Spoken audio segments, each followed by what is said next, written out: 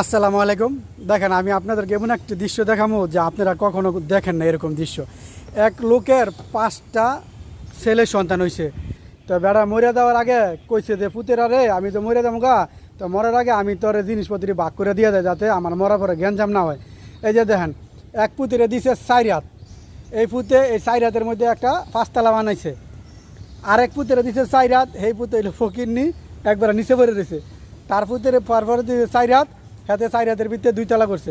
তারপরে দিছে একজনের 4 হাত, হাতে এটার ভিতরে 3তলা করছে। তারপরে যে আরেক পুতেরে দিছে, সেই পুতে মনে করেন ওই যে নিচে পড়ে লইছে, বুঝাও যায় না।